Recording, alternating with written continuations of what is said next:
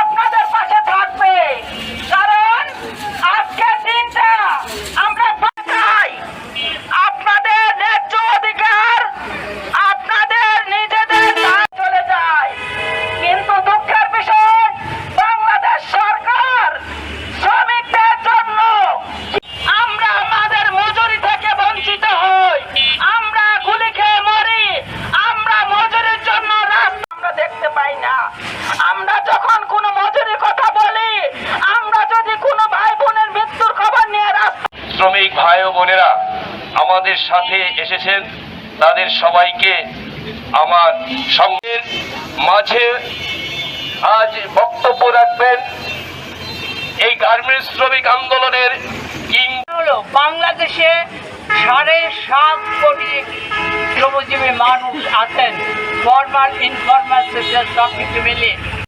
আজকের পহেলা মে দিবস উপলক্ষে যে আমরা র্যালি আয়োজন করেছি, মে দিবসের যে আকাঙ্ক্ষা ছিল, যে দাবি ছিল, সেই দাবি এখনো পর্যন্ত কিন্তু পূরণ হয় নাই। আমরা পরিষ্কার করে মনে করি যে শ্রমিকরা অনেক বেশি অবহেলিত, অনেক বেশি নির্যাতিত এবং তাদেরকে গুলি চালিয়ে, ভবন ধসে, আগুনে পুড়ে তারা হত্যাকাণ্ড হয়েছে। এগুলির একটারও বিচার হয়নি। এই সমস্ত যে হত্যাকাণ্ড, সেই হত্যাকাণ্ডগুলোর বিচার করতে হবে। যারা আহত শ্রমিক আছে তাদের সুচিকিৎসা করতে হবে এবং তাদের পুনর্বাসনের ব্যবস্থা করতে হবে।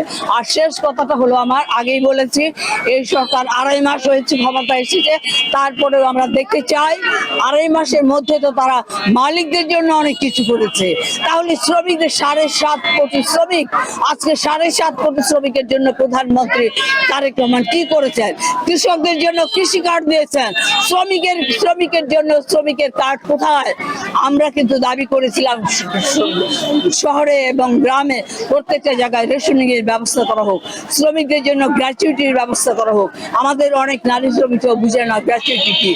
এই মহার্ঘ ভাতার ব্যবস্থা করা হোক, সেগুলো এখনো করা হচ্ছে না। যার জন্য কালকে পার্লামেন্টে প্রধানমন্ত্রী বলেছেন যে শ্রমিক কৃষক মেহনত মানুষের উন্নতি করা, এটাই হচ্ছে তাদের দায়িত্ব।